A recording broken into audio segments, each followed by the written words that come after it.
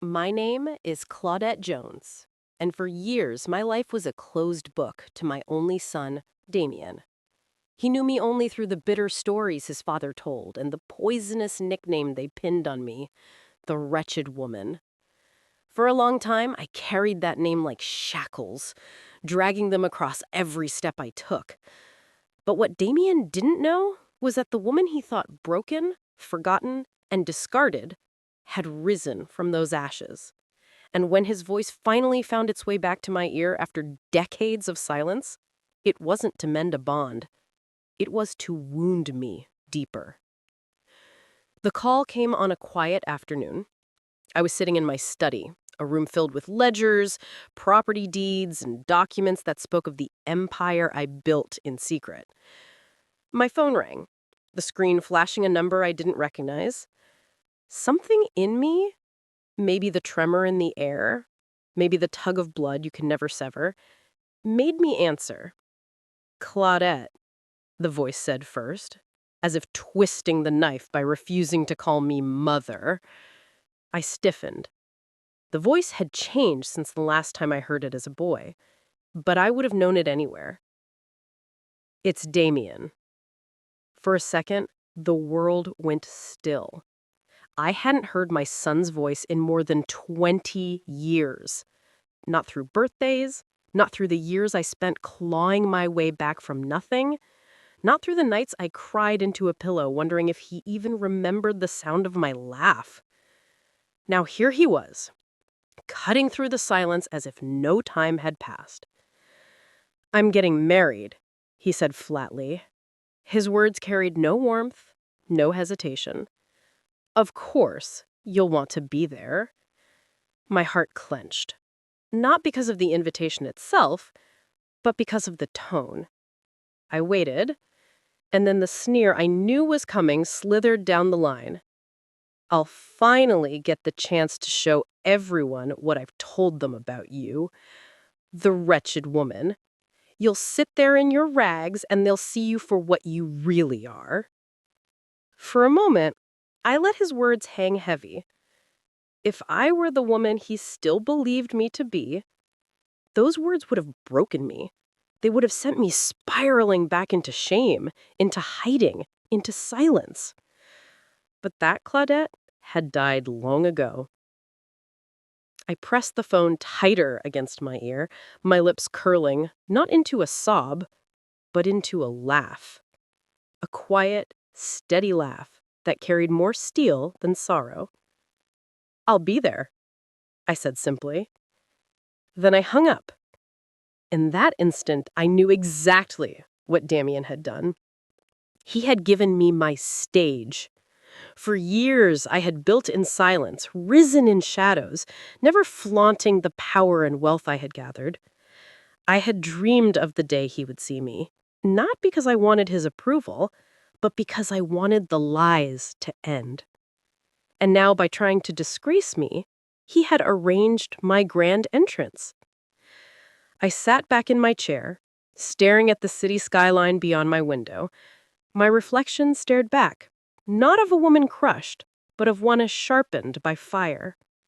Damien thought he would bury me once more. Instead, he had summoned the ghost of the past he could never kill. That day, I stopped being the wretched woman. That day, I became something far more dangerous. A mother with nothing left to lose and everything left to prove. To understand why my son spat the words wretched woman like venom, you have to walk with me into the years when that name first took root. I wasn't always the Claudette Jones who commands boardrooms and steps out of Rolls-Royces. Once I was just Claudette, the girl from the wrong side of town who believed that marrying Howard Jones meant my hard days were behind me. Howard came from a family that thought themselves better than most. His parents ran a small trucking company, respectable enough to give them heirs, and they never let me forget I was an outsider at our wedding. His mother whispered to her sister, loud enough for me to hear, "She doesn't belong in this family." I brushed it off at the time, blinded by the love I thought I had. What I didn't know then was that those whispers would grow into shouts, and those shouts into the ruin of my name. When Damien was born, I poured every ounce of myself into motherhood. I wasn't perfect, but I was present. I stayed up through his fevers, patched his jeans when they tore at the knees, and worked odd jobs to keep food on the table when Howard's hours were cut. But in Howard's family's eyes, none of that mattered. They saw me as a burden, a woman dragging their son down. The breaking point came during the financial collapse of Howard's small business. He had borrowed money under shady terms and cut corners with bookkeeping. When the authorities came knocking, Howard's family moved fast. They painted me as the one behind the mess. I was accused of signing papers I had never touched, of taking money I had never seen.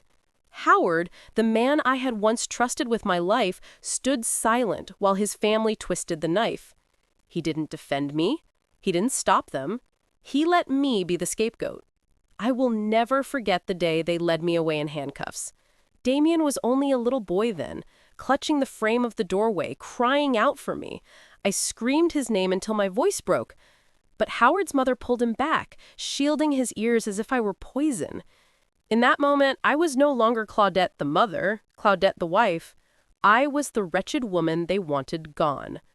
The courtroom was just a formality. Their connections, their lies, and Howard's silence sealed my fate.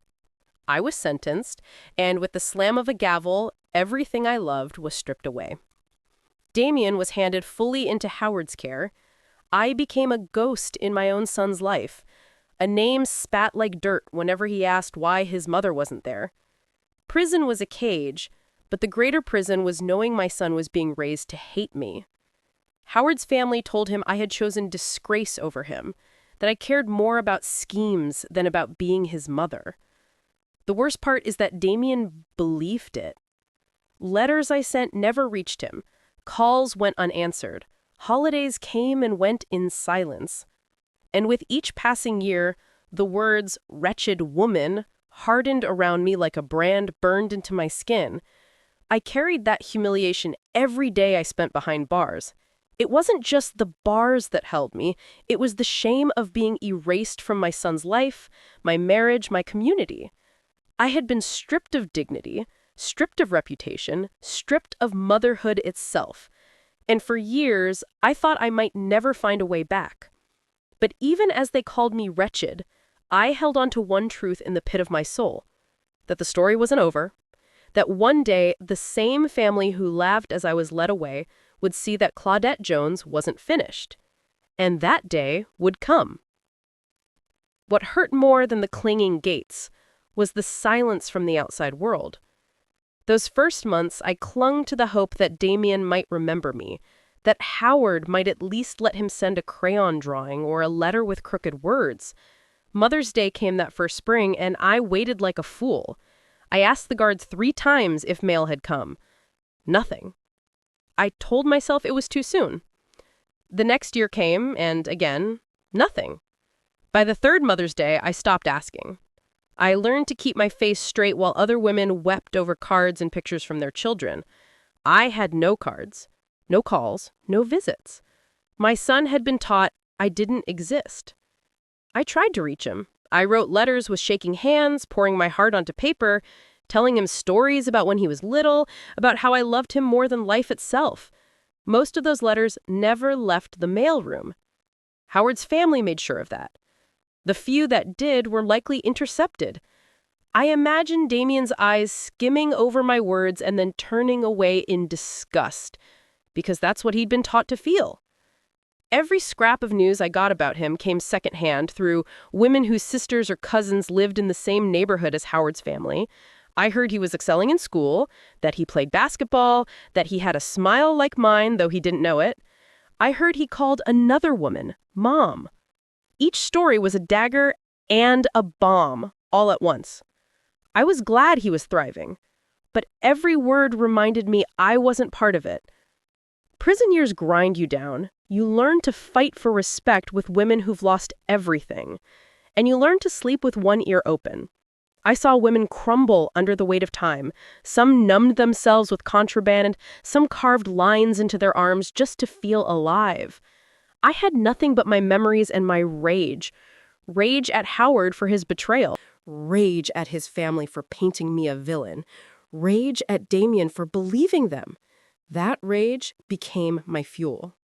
There were nights I lay on my bunk staring at the cracked ceiling, replaying the moment Damien stood in that doorway, crying as they dragged me away. In my mind, I screamed louder, fought harder, broke free, and ran to him. But memory is a cruel warden. It keeps you trapped in the moment you failed. And I had failed, at least in his eyes. Arrangement isn't just distance. It's a wall built brick by brick, lie by lie, silence by silence. By the time my sentence ended, that wall between Damien and me felt like it stretched higher than any prison gate. I walked out with nothing but the clothes on my back and a heart that had been taught to expect nothing from him ever again. Still, somewhere deep inside, a quiet vow lived. They had called me the wretched woman, erased me from my son's life, and left me for dead, but I swore that prison wouldn't be the final chapter. If the world refused to send me cards and calls, then one day I would write my own story back into existence, and I would do it in a way none of them could ignore. The day I walked out of prison, the sky felt wider than it ever had before. The air was sharp, almost sweet. I should have felt free, but freedom doesn't mean much when you step into the world with nothing but a plastic bag of state-issued clothes and a record that screams felon. Howard didn't come. Damien didn't come. No one was waiting at those gates. I stood there alone. The gravel crunching under my shoes, knowing I had no home, no money, no family to lean on. The state gave me a bus ticket and $40. That was the price of my freedom. I rented a bed in a halfway house where the walls were thin and the rules stricter than prison. Every morning, I set out with a list of addresses, chasing work.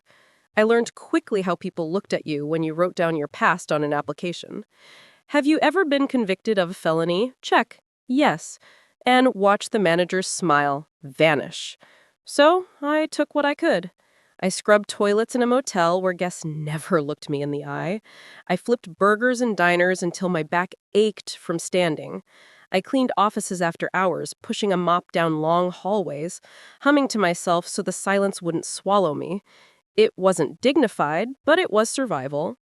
At night, while the younger women at the halfway house wasted their time chasing men or drinking cheap liquor, I sat under the glow of a library lamp.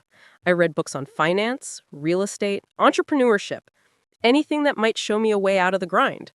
I copied notes by hand, memorized terms I barely understood, and told myself that knowledge was the only currency they couldn't take from me. The world didn't let me forget who I had been. At the bus stop, I overheard neighbors whispering when they recognized me. At the grocery store, a cashier muttered, "That's her," under her breath. To them, I was still the wretched woman who went to prison, the mother who abandoned her child. Shame followed me like a shadow, but I refused to let it choke me. I saved every penny I could. I stopped buying coffee, walked instead of riding the bus, wore the same 3 shirts until the seams frayed. Slowly, I scraped together a small cushion. When I finally moved out of the halfway house into a one-room apartment, I cried. Not from joy, but from the quiet dignity of turning the key into a door that was mine. There were nights I wanted to give up, when the weight of loneliness pressed against my chest so hard I thought I'd break. But every time I reminded myself, they left me for dead. If I quit now, they win. If I rose, even if nobody saw it yet, I would be proof that they hadn't destroyed me. It was in those quiet, grinding years that I began to dream again. I didn't know yet how I would build something lasting, but the fire had returned. I told myself that survival was only the first step. One day survival would turn into success, and success, when it came, would not be hidden in the shadows forever. I was still penniless, still stigmatized, still broken in some places, but brick by brick, I was laying the foundation for the life that would one day become my revenge. It started with a chance conversation in a break room. I was cleaning offices in the evenings, spent pushing a mop across marble floors while executives laughed about vacations I couldn't dream of affording. One night, I overheard two young assistants talking. They weren't bragging about trips or promotions. They were talking about renting out their apartments on some new platform called Airbnb. I made enough in one weekend to cover half my rent, one of them said. I froze mid-wipe listening. Half a rent check in a weekend? For me, that was more than a week's wages. That night, I went home to my one-room apartment and looked it up on the library computer. The idea was simple. List a room, host travelers, and earn money. It sounded impossible, too good to be true. Who would want to stay in my tiny, drafty apartment? But desperation and curiosity are cousins, and I decided to try. I borrowed a friend's camera, cleaned my place until it gleamed, and posted a listing with pictures that made my plain little apartment look almost charming. I priced it low, thinking nobody would bite. To my shock, within days, I got my first booking, a couple passing through town. They handed me money, slept in the same bed I made with shaking hands, and left me a glowing review. That one weekend changed everything. From then on, I saw my apartment not as a box I survived in, but as an asset. I rearranged furniture, painted the walls, added secondhand decor. I scavenged from thrift shops and watched as more bookings rolled in. The cash trickled first, then began to flow. I stopped spending on anything but necessities. Every dollar I earned from hosting, I saved and reinvested. When my lease ended, I didn't renew it. I found a two-bedroom apartment instead. I lived in the smaller room and rented the larger one full-time. My neighbors thought I was crazy letting strangers stay, but I saw what they didn't. Each stranger was a step closer to freedom. I hustled harder than I ever had in my life. I worked my day jobs, hosted at night, cleaned between guests, and managed bookings on library computers. I learned photography tricks to make rooms look bigger, studied hospitality to keep reviews high, and stretched myself so thin I barely slept. My hands were raw from scrubbing floors. My back ached from hauling furniture. But every time that payout hit, I felt the tide turning. Within 2 years, I had saved enough to rent a small house, furnishing it piece by piece and listing it online. That house filled, then another. Before long, I wasn't just surviving off Airbnb. I was building something. My pennies had become thousands. For the first time since prison, I felt powerful. I no longer waited on anyone to give me permission. I no longer cared who whispered when I walked by. Each booking, each glowing review, each month of steady profit was proof that the wretched woman was wretched no more. I didn't tell Howard. I didn't tell Damien. To them, I was still invisible, still erased. And that was fine by me. I wanted to grow in silence. I wanted to rise in the shadows until the day came when they would see me.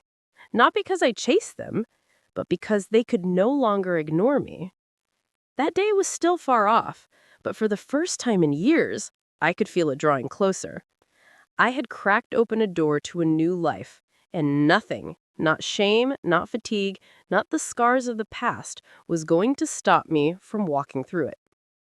Time has a way of slipping by when you're consumed with building something. One property became two, two became four. Before I knew it, I was juggling listings across 3 different neighborhoods, then across 2 states. What started as a gamble on a one-room apartment had turned into something much bigger. An empire I controlled in silence. I learned quickly that in business, visibility can be dangerous. A woman like me, a black woman with a record, wasn't supposed to succeed in real estate. Banks turned me away, investors laughed, and competitors underestimated me. That was fine. Their doubt was my cover.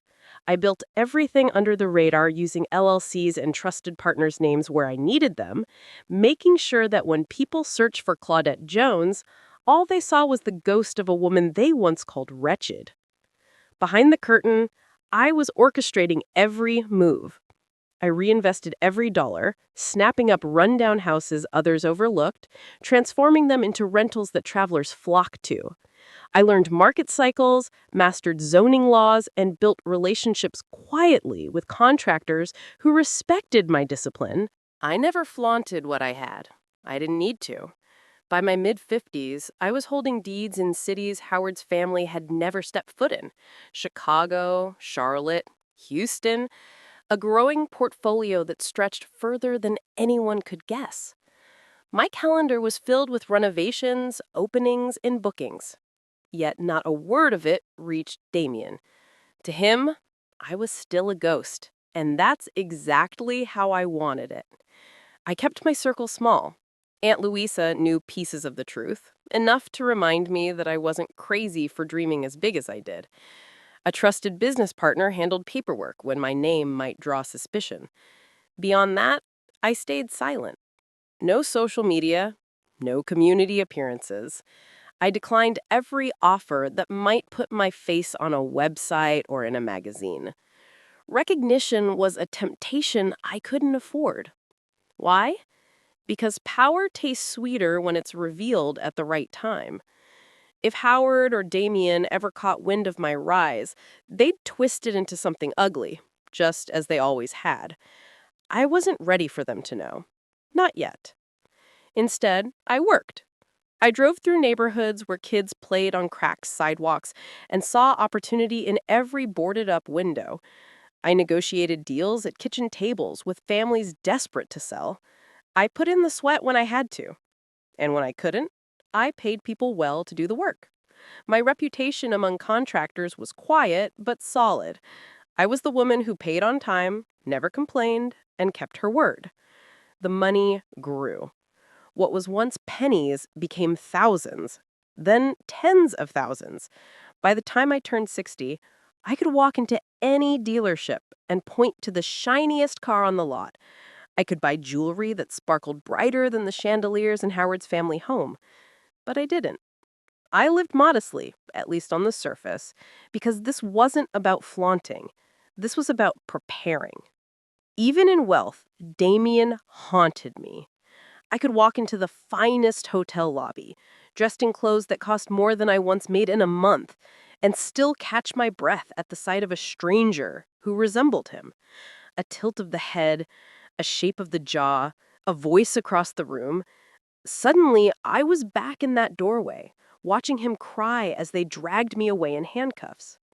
I told myself I had moved on, that my silence, my empire, my comfort were proof enough that I no longer needed his recognition.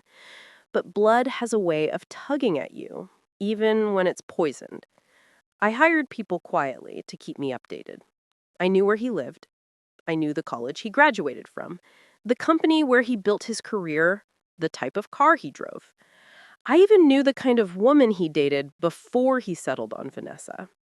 Sometimes I would drive past his neighborhood slow enough to see the lights on in his windows. I never knocked, never called. I just stared from the safety of my car, wondering if he hated me as much as I feared. Or worse, if he didn't think of me at all. That was when Aunt Lou's voice would echo in my ear. She was the only one who never doubted me, the only one who saw more than the headlines and the whispers. Louisa was older than me, sharp-tongued but tender-hearted, and she had lived long enough to understand the poison of holding on. "Child," she told me once as we sat in her kitchen sipping tea, "you've carried Damien in your heart so long, you've forgotten what it feels like to walk free of him. You've built all this." She gestured toward the portfolio documents I'd stacked on her table. "And yet, you're still chained to a boy who doesn't even say your name." I wanted to argue. I wanted to tell her that a mother never lets go, that no amount of money could replace the ache of being erased. But the truth was in her eyes. I had turned my silence into success, but I hadn't turned it into peace. She pressed my hand and leaned closer. "If he wants to believe lies, let him. You don't need to prove yourself to him, Claudette. You've already done the proving." I nodded, but I didn't believe it. Not then. Because every night when I closed my eyes, I saw Damien at the altar of some future I hadn't been invited to. I saw him standing tall, surrounded by people who believed I was nothing. And in those visions, I wasn't crying anymore. I was walking into that room, into that life, and watching every lie unravel. Aunt Louisa urged me to let go, to find peace in what I had built. But the ghost of Damien was everywhere. He was in the faces of strangers, in the laughter of children passing by, in the silence that hung heavy on Mother's Days. He was in the questions I asked myself in the dark. Did he hate me? Did he ever miss me? Did he ever wonder if the story he was told was the truth? I didn't know. And maybe I didn't want to, because I had begun to realize something.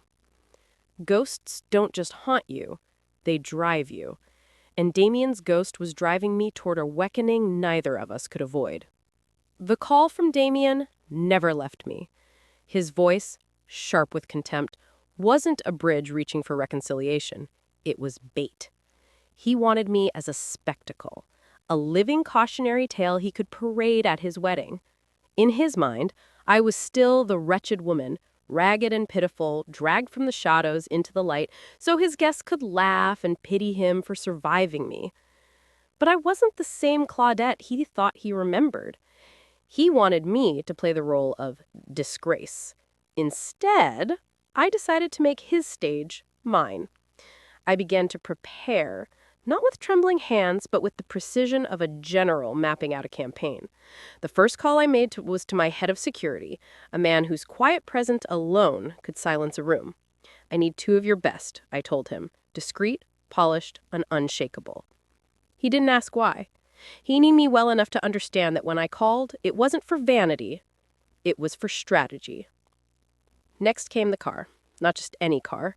I ordered a Rolls-Royce Ghost, sleek and silver, the kind of machine that glided more than it drove. It wasn't about showing off, it was about symbolism.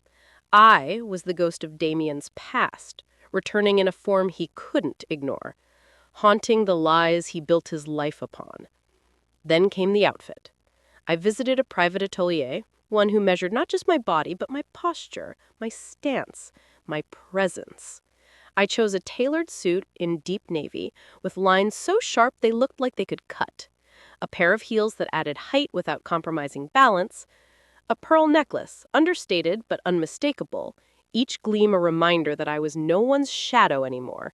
I held my chin high, my back straight, and for the first time in years, I wasn't the woman who had been dragged in handcuffs. I was the woman who had survived it. A collective murmur rolled through the crowd. The bride's family, not knowing who I was, smiled politely, assuming I was some distinguished guest. But on the other side, faces began to falter. Gasps rippled when recognition dawned. I caught the sharp intake of breath from Howard, his face flushed with a sudden, ugly red, his mouth falling open as if he'd seen a ghost. And then there was Damien. He turned, eyes locking onto me, and in that instant, the blood drained from his face. The smirk he'd worn all morning vanished. His knees seemed to weaken beneath him, his hand gripping the back of a chair as if the earth itself had tilted. He hadn't expected this. He expected a ragged woman with shame in her eyes, not the mother he had erased stepping out in glory. I walked forward slowly, deliberately, letting every step echo. My bodyguards flanked me, but it wasn't their presence that kept the crowd silent. It was mine. I looked at Damien, and for a flicker of a second, I saw the boy he had once been, the boy who clutched the doorway, crying for me. Then it was gone, replaced by the man who had called to humiliate me. I didn't break eye contact as I crossed the threshold of that venue. The music faltered, the laughter died, and all that remained was the sound of my heels on stone. The wretched woman had arrived, not in shame, but in triumph. And in that moment, Damien's perfect stage began to crumble beneath him. The moment Damien's eyes locked on me, his body betrayed him. His hand gripped the back of a chair so tightly, his knuckles went white. And for a heartbeat, I thought he might collapse entirely. His carefully pressed suit, his groomed smile, his performance of control, all of it shattered in an instant. The son who once vowed to disgrace me was now the one crumbling before a crowd. The shock spread outward like a ripple in water. Guests leaned in, whispering, their faces puzzled first, then stunned. Some recognized me immediately, mouths falling open as though a ghost had truly stepped into the room. Others, unfamiliar with the history, looked back and forth, confusion written on their faces, trying to piece together why the groom's color had drained and why his father's lips had twisted into a scowl. Howard's gasp had been sharp enough to cut through the music, and when I caught his eye, the years peeled away. He looked older, heavier, but the arrogance was still there. Only now fear edged it. He had expected me to remain buried in silence, never daring to show my face again. Seeing me walk in with my head high was a reckoning he couldn't have prepared for. I walked past both of them without flinching, my heels steady against the stone floor. I turned my gaze instead toward the bride. Vanessa King, radiant in white, with eyes full of hope and uncertainty, stared at me as if trying to solve a puzzle in real time. I stopped in front of her, extended my hand, and smiled with the warmth of a woman who carried no shame. "Congratulations," I said evenly. "I'm Claudette Jones, Damien's mother." The silence that followed was louder than any string quartet could have played. Glasses hovered halfway to lips, forks paused in midair. Every eye swung between me and Damien, between my calm introduction and his unraveling composure. Vanessa blinked, caught off guard. In all her planning, she had clearly not been prepared for this entrance. Her grip was tentative as she placed her hand in mine, her voice soft. I I didn't know you'd be here." Damien shifted, his mouth opening and closing, no words finding him.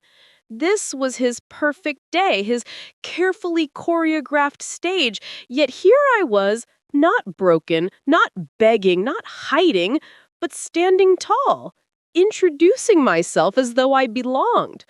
Because I did. I didn't need to raise my voice, I didn't need to fight, my presence alone was enough. The woman they called wretched had arrived. Not in rags, not in disgrace, but in glory. And as Damien swayed under the weight of that truth, I knew the collapse had already begun. The reception buzzed with whispers, the kind that slithered just under the music, thick with speculation. Everywhere I walked, I felt eyes trailing me, guests tugging their partner's sleeves, whispering, "That's her." I could read the questions in their faces. Why was Damien trembling? Why had Howard gone pale? Why did this woman, dismissed for so long, look like she owned the room? They didn't have to wait long for an answer. One of Howard's sisters, bold with wine and arrogance, clinked her glass and raised her voice. "We're so proud of Damien," she announced, smiling wide. "Proud that he found it in his heart to invite his mother. It takes a special man to forgive the past, to show such grace." The words dripped with condescension, meant to reduce me to a sinner crawling for scraps of mercy. A few guests nodded, unsure. Others glanced at me, curious to see if I would shrink. I did not shrink. I rose. Slowly, deliberately, I placed my napkin on the table and picked up my glass. The room hushed, the clinking of cutlery fading into silence. My bodyguard stood still at the edges of the hall, but I didn't need them now. My presence was enough. I lifted my glass high. "A toast," I said, my voice steady and clear, "to my son Damien and his beautiful bride Vanessa. May your union be blessed." I paused, letting the politeness hang in the air before I cut through it like a blade. "But before you drink, let me tell you something true." Every eye fixed on me. Damien shifted in his seat, his jaw tight, his hand trembling against his thigh. Howard stared down at his plate. I have been called the wretched woman, I began. I have been painted as a mother who abandoned her child, who chose disgrace over love. And for years, I carried that name in silence. But let me be clear tonight. I did not abandon my son. I was taken from him. Gasps broke out in the hall. Vanessa's eyes widened, searching Damien's face. The bride's parents exchanged uneasy glances. I was led away in handcuffs, while my son cried for me in the doorway. I continued, my voice unwavering. And those who should have stood for me, those who should have spoken the truth, stood silent instead. Lies were told, and my name was buried. But what they did not bury was my spirit. I set the glass down, my free hand steady on the table. I walked through prison. I walked through poverty. I scrubbed floors. I starved. I studied by library lights. And brick by brick, I built a life again. Not in shame, but in dignity. Not in failure, but in triumph. I did not crawl back. I rose. The silence was deafening. Even the servers froze, trays in their hands. I looked Damien directly, holding his gaze so he could not turn away. My son was told a story that I was nothing, that I was unworthy, that I was gone.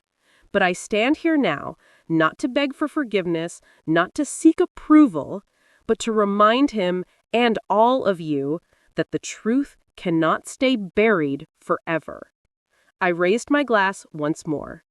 To Damien and Vanessa, may you build your marriage on truth, not lies, because lies, no matter how polished, always crack under the weight of time. I drank slowly, and when I lowered my glass, the hall stayed silent. No applause, no forced cheer, just the weight of revelation pressing down on every guest, until all that could be heard was the pounding of Damien's heart as he shifted in his chair, exposed at last.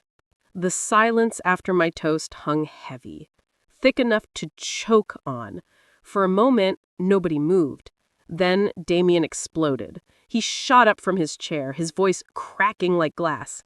"You think this is your stage? You think you can just walk in here and ruin my day?" His words came fast, sharp, desperate. "You've ruined everything, everything." His face flushed crimson, veins rising in his neck as he pointed at me with a trembling hand. Guests shrank back in their seats, eyes wide. Vanessa's family shifted uncomfortably, the bride herself, frozen in her gown, staring at the man she had just married, as though seeing him for the first time. I didn't move. I didn't raise my voice.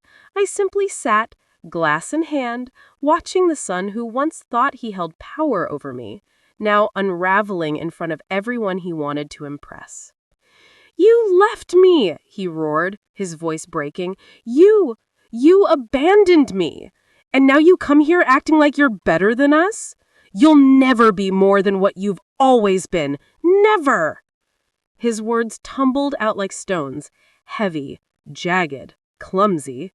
Howard tried to hush him, gripping his arm, but Damien shook him off violently. "Don't touch me. This is her fault, all of it. She wants to humiliate me on my wedding day." The more he shouted, the smaller he seemed. His carefully polished mask of control was gone, replaced by a man cornered by truth. He looked nothing like the master of the universe he ever imagined he would become. He was a boy, a broken boy, lashing out at the person he blamed for his pain. He couldn't handle his rage. Didn't expose me, it exposed him. I stayed calm, my body still, my expression composed. I let the storm rage across the hall while I sat untouched, an island in the chaos. The contrast was undeniable. Damien's fury was fire, wild and destructive. My composure was stone, unmoving, undeniable. And in that hall, every eye saw the difference. The whispers returned, louder this time. No longer speculation, but judgment. Guests shook their heads. Some pitied him. Some looked at me with a respect I hadn't felt in years. Vanessa's parents avoided his eyes altogether. I took one slow sip from my glass. "Sit down, Damien," I said softly, my voice calm enough to cut through his shouting. "You're only proving what I already knew." The words hit him harder than any scream could have. He faltered, his chest heaving, his eyes darting around the room at the faces turned toward him. He saw it then. The truth. He hadn't disgraced me. He had disgraced himself, and all I had done was tell the truth. After the storm of the reception, I didn't stay for cake, for dancing, for speeches that meant nothing. My part was already done. Still, before I left, I asked for a moment alone with Damien. We met in a small side room off the hall, away from the curious eyes of guests and the whispers that were already reshaping the story of the evening. He stood stiff, his jaw set, his fists clenched. The same boy who once cried for me at the doorway was now a man who looked at me with fury and shame mixed in his eyes. I didn't raise my voice. I didn't argue. I simply stood there, pearls at my throat, posture steady, and said what needed to be said. "I don't hate you, Damien," I began. "But I don't love you either. Not anymore. That bond, the one that tied us when you were a child, it died the day you chose their lies over the truth. I lived with my choices. Now you will live with yours." He opened his mouth to speak, but I lifted a hand, stopping him. "You can call me wretched. You can spit my name to anyone who listen. But what you cannot do is erase what I've survived. I carried chains. I carried shame. And still I rose. Whatever you carry now, that's on you." His face faltered, his body trembling like he might break apart right there. But I felt no pity. Not anymore. I turned toward the door, my heels striking the tile with the same calm rhythm they had when I first entered. My bodyguards closed in on either side of me, their presence a wall between me and the past that had once devoured me. I didn't look back. I didn't need to. Damien was already broken, not by my hands, but by the truth he could no longer outrun. I walked out of that venue with my head high, the so-called wretched woman, leaving not in disgrace, but in power. Behind me, Damien was left with the pieces of his own ruin. When I look back on my life, I see chains and cages, tears and humiliation, but I also see a woman who refused to stay buried. They called me wretched. They erased my name, stripped me of dignity, and taught my son to despise me. For years, I carried that brand like a scar across my soul.